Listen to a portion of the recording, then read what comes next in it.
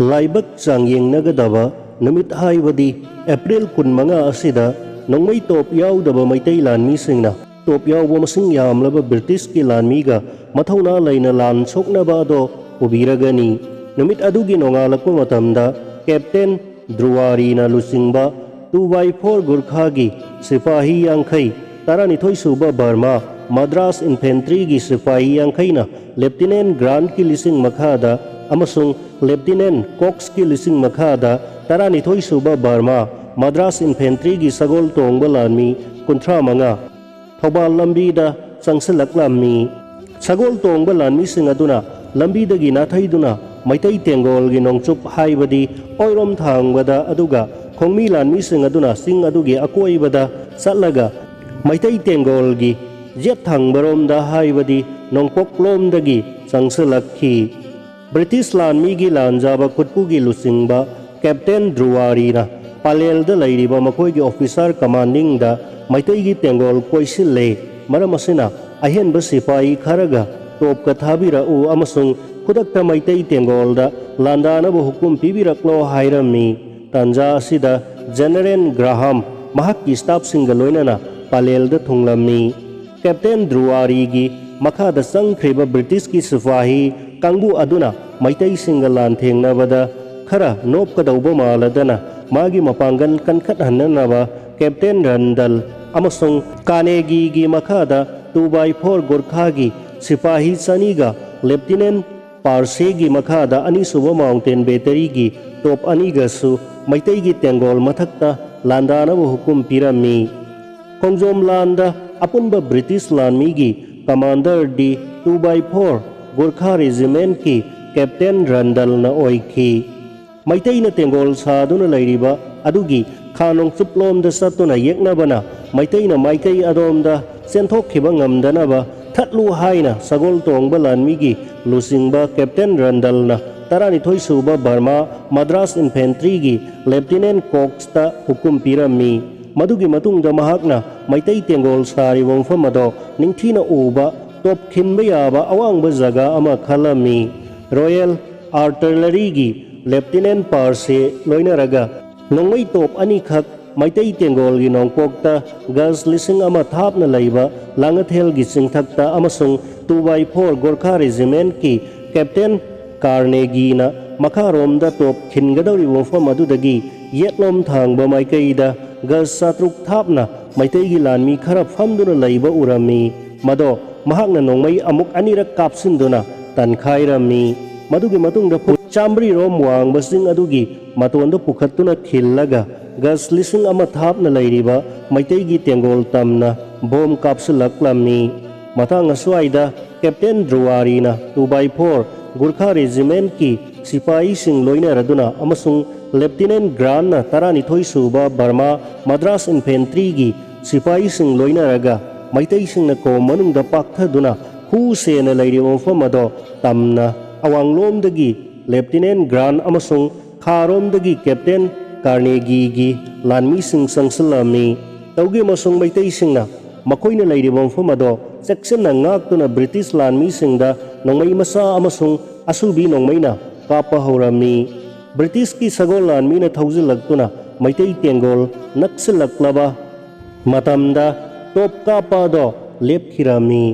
hek lepkhibaga maitai singna tengol sari wofam ado British ki khongmi amasung sagol lanmi na maigai ahumdagi phujilaklamni British singna hochilakpa matamda lanmi kaya maram tengol mamangi nala aduda tasinduna madudagi lairai da kakhatnaba honaringaida maitai singna leptan nongmai kapsulami adum oiduna su masing yamlaba British ki lanmi sing aduna ahanbadadi lanban mamangi thanga pat ado lanthoknaba honabada apanba khara leiramlabasu tengol manung changsilaktuna British singi sanginga maitai gi ta Gorkha sipahi gi khukriga thang sungoiga hakthengnana yanarami adubu mamai thangda maitai singna maithiduna lalado British singna joy oikhi kona masing thibada lal aduda tengol manungda sikhiba maitai lanmi humadraga taruk asokpana ani aduga tengol gi hek mapandana asiba yangkai ni thoini masigi manungda nalada siduna tasin khiba amasung top kapada sikhiba migi masingdi chap chana khangdre sire hairiba soidre khangliba se punna maitai lanmi humbudra taruk amasung yangkhaini thoi punna chamaga kunipani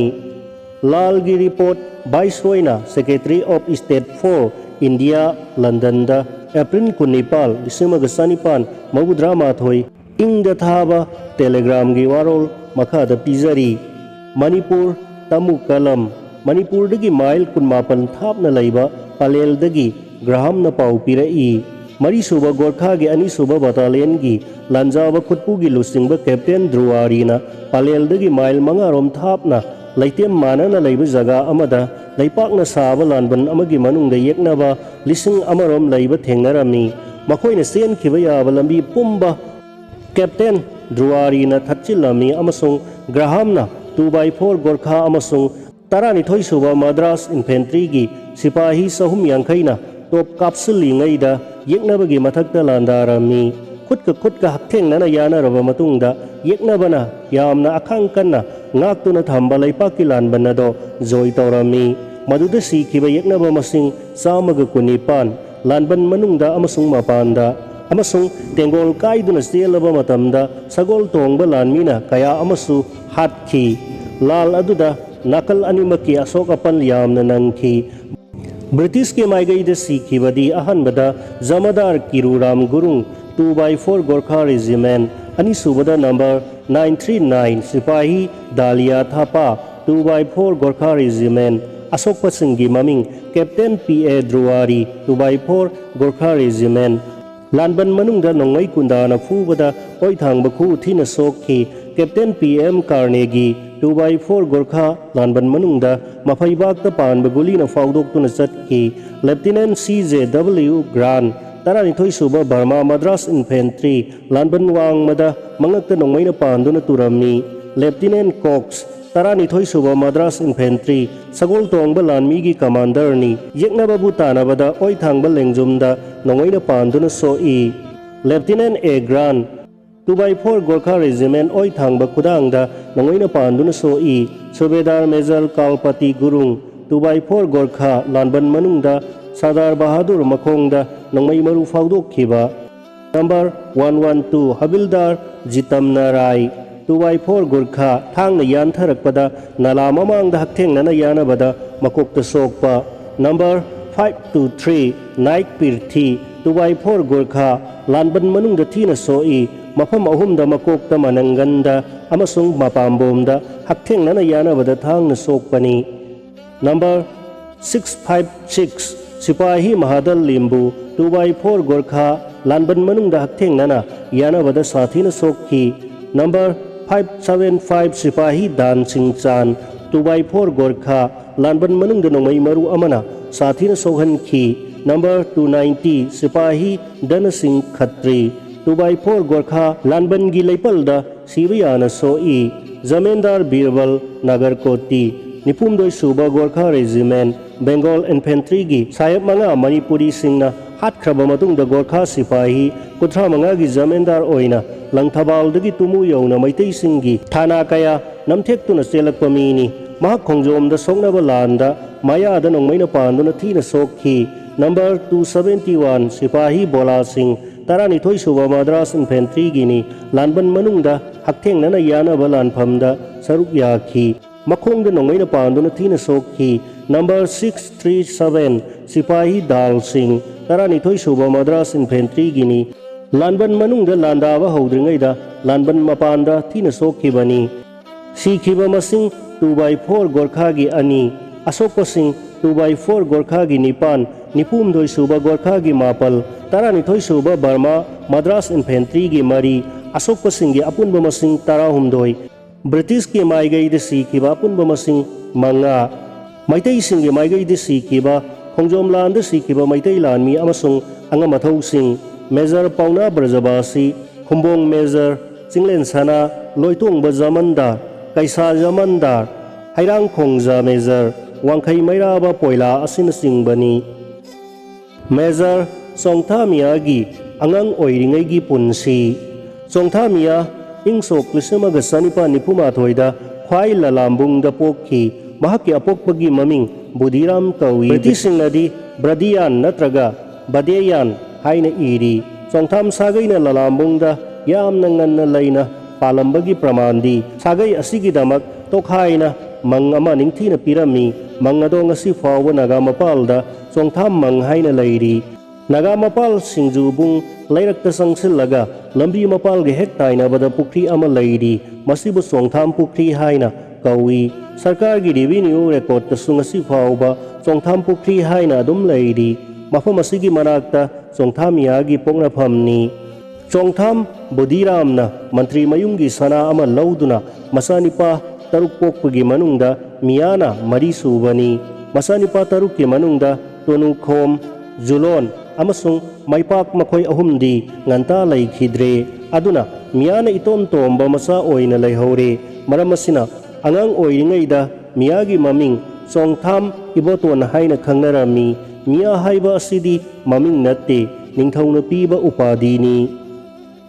Manipurgi itihasda miya kauba maitai masa amata laikhide. Sumnagi Songtham miya mathantani upadi asimakna mamaithangda maming oina phaukhibani. Kari maramgi miya thonkhibano haibagi matangda aiba oina record thoina fangde. Adubu ngasi phauba simthangda mathang samtharakpa waridi lairi. Hekta bamaktada miya haiba wahai asina aikoida panghalgi saktam ama phawalli. Khangdabasingnadi Songtham miya haibase panghalla maiteira khangningi. Major miya maiteini mahakki sagaigi bangsabali khangnaba genealogical tree ama laik asidagi aroibada hapchari. Miya haiba wahai ase Muslim singi yamne kai khumnaba amasung thak wangba upadini. Pangal khudingda miya kauba yade. Thoidok hendokpa magul laiba kharatada kaubani. Matau karamna Songtham miya haina kaukhibano haibagi maramda asumna haina balai.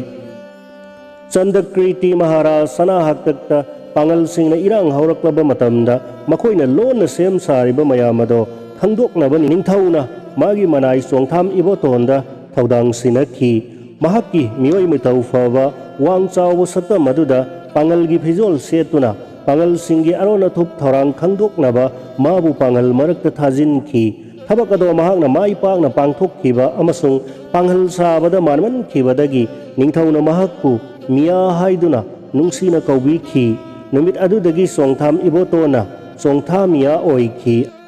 amasung hairiba mingau asiga konana sikibani. Wari ase munna khangdabana khabai soidagi pangal khara lamboi khongnangkhongda tariba Songtham singda laklaga nakoigi Songtham miya haibase aikoigi chasani hairabagi pau matam khargi mamangda takhi. Asida natte Songtham miya haibase maringni haibasu yawi tangkhulni haibasu laikhri. Hainingba haiba kaiba laite maramdi mase sangsargi sanabini. Mi amana afawbo oirakpa matamda mi pumnamakna magi sagai natai oiningba haibase matam supada sumlaba wafamni.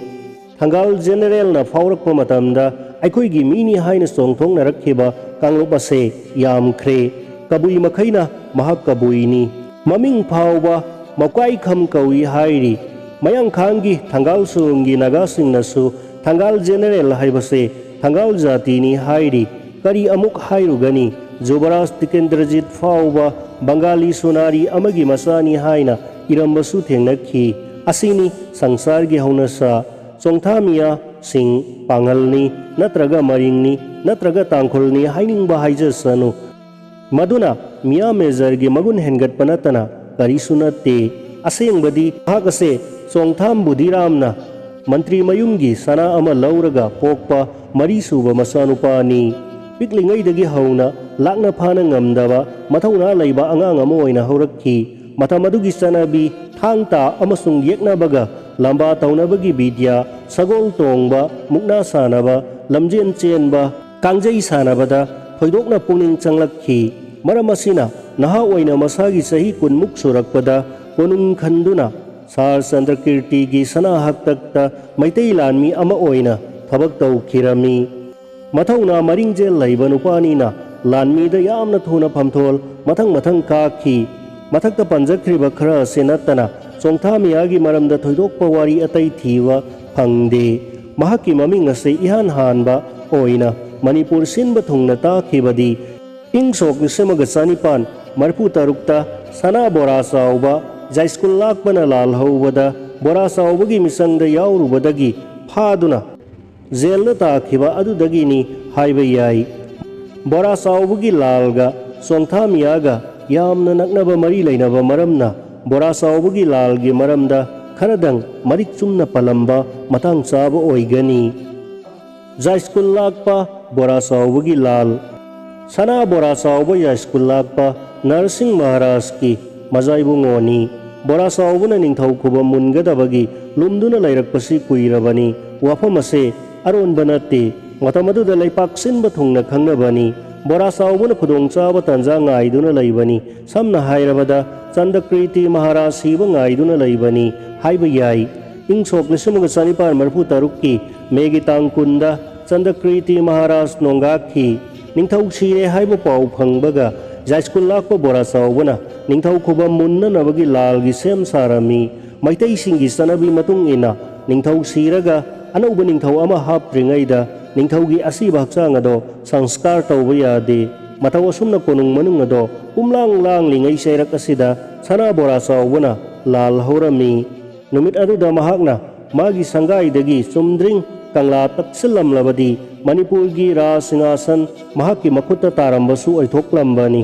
mahakki sangaidi haujik Tampasana Girl Higher Secondary School lairiba mafam asida oirami maramdi matam aduda kangla manungda magi misang amasung mahakku pukningda lona saugatpa mioi masing yamna lairami saugai yamba Balaram General Bolai Singh mahakki maselauba mabaini hongna saugaluba yadragasu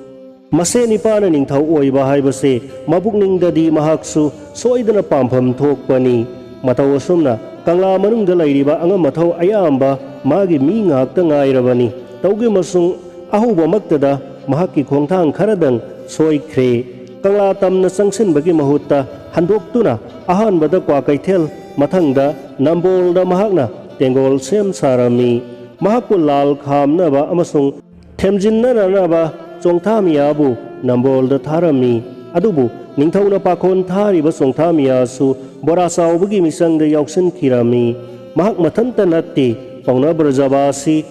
pukramba phingang kajau nasingba saknairaba mioi kayasu bora saubagi dalaktuna loina yaukre aina ningthau oirabadi loina major fam thindokani haina thajaba pibadagini Masida karisu ngakningai thoina laite maramdi chakari tauba misak khudingna pamthol kaningba promotion pamba haibase hauna sani ahanba mayoknaba lanphamda Maharaj Surchandra gi lanmina British nasu sipahi thaduna mating pangsilakhi maithiba piduna bora sauba mayang leipak kasar tana sen khirami mafam aduda mi khomlaga anirak suba oina amuk hanna landarak lami iroi sembada tengol semle tauge masung handa moksu ningthaugi lanmi singna maithiba piduna jai school lakpa bora sauba bandi oire mahaku phakhiba angamba adugi maming khuthaiba kairungba asengba mamingdi